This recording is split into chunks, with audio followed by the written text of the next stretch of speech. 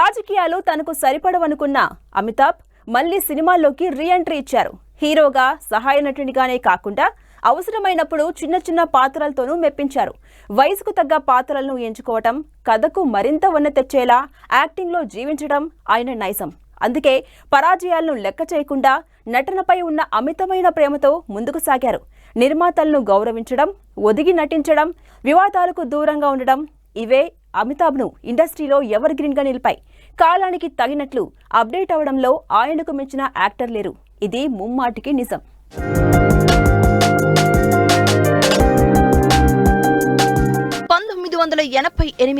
అమితాబ్ షెహన్షా సినిమాతో తిరిగి సినీ ఇండస్ట్రీలోకి రీ-ఎంట్రీ ఇచ్చారు.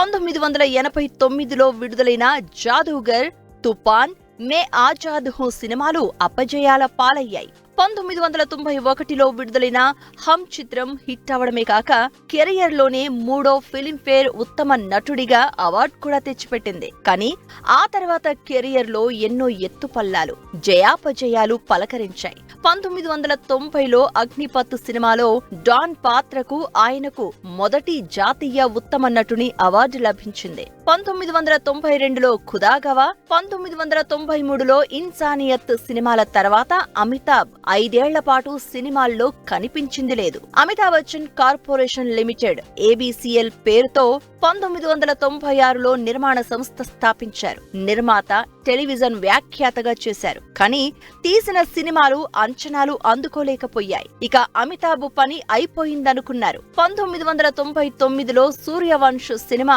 పాజిటివ్ టాక్ తెచ్చుకుంది. 2000 సంవత్సరంలో ఆదిత్య చోప్రా దర్శకత్వం వహించిన మొహబ్బతే సినిమాలో నటించారు అమితాబ్. ఈ మూవీకి ఉత్తమ సహాయ నటుడిగా ఫిల్మ్ఫేర్ అవార్డు వచ్చింది.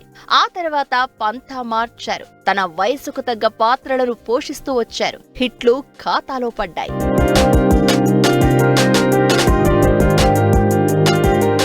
2005లో సంజయ్ లీలా భన్సాలి దర్శకత్వంలో నటించిన బ్లాక్ మూవీలో ఉపాధ్యాయుడి పాత్రకు ఆయనకు ఉత్తమ నటుడిగా రెండోసారి జాతీయ అవార్డు దక్కింది. 2009లో ప్రొగీరియా వ్యాధి సోకిన 13 ఏళ్ల బాలుడి పాత్రలో అమితాబ్ నటించారు. ఆ సినిమానే పా. ఆ వయసులోనూ 13 ఏళ్ల పసివాడిగా నటించి అబ్బురపరిచారు. ఈ మూవీతో ఆయనకు 3వ జాతీయ ఉత్తమ నటుడి అవార్డు సొంతమైంది. 2015లో విడుదలైన పీకు సినిమాలో కోపిష్టి తండ్రి పాత్రలో నటించి మెప్పించారు. దీంతో 4వ జాతీయ ఉత్తమ నటుడి అవార్డు వరించింది.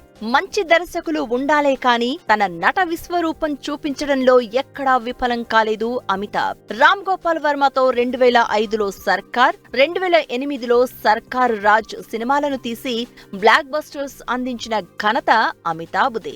4 జాతీయ అవార్డులు, 16 ఫిల్మ్ఫేర్ అవార్డులు అందుకున్న లెజెండరీ యాక్టర్ బచ్చనే.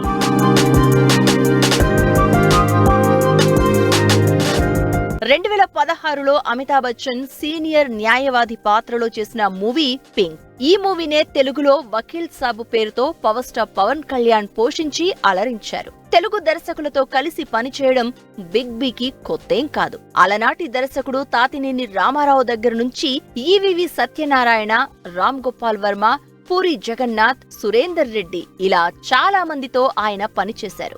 అద్భుతమైన నటనతో సౌత్ ప్రేక్షకులకు బాగా కనెక్ట్ అయ్యారు. ఇప్పుడు కల్కితో అదరగొట్టారు. That is probably the most amazing look of yours that I've seen in a long time, and the look you entered with has nothing to do with that, sir. Sir, tell us about Nagashwin and tell us about Kalki. Just as much as what you just said. It's just that I didn't go to school with him. Bollywood big B Amitabh Bachchan south సినిమాల్లో తరచూ నటించడం కొత్తేమీ కాదు. కానీ కల్కి 2898 ఏడీ విషయంలో మాత్రం ప్రత్యేక శ్రద్ధ తీసుకుని ప్రమోషన్లలో చాలా యాక్టివ్ గా పాల్గొన్నారు. తన పేరును మరింత ఇనుమడింప చేసేలా ఉన్న అశ్వత్థామ పాత్రను ఇచ్చినందుకు నిర్మాత అశ్విని దత్ కు పాదాభివందనం చేశారు. అంత పెద్ద నటుడు అలా ఒదిగి వినమ్రంగా ఉండడం అంటే దట్ ఈజ్ బచ్చన్. ये इसको नहीं करना चाहिए, इतनी तकलीफ होगी, नहीं ये स्टंट मत करवाइए इनसे, अच्छा प्रिकॉशन लिया कि नहीं लिया. Nobody thinks like this. Thank you so much, sir, and with all due respect, sir, thank you so much.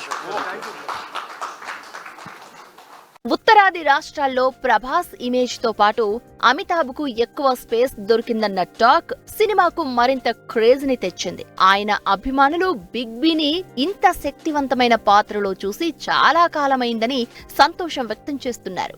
ఇంకా రెండో భాగముంది. సక్సెస్ చూశాక రెట్టింపు ఎనర్జీతో అమితాబ్ బచ్చన్ కల్కి 2లో భాగం కాబోతున్నారని వేరే చెప్పాలా?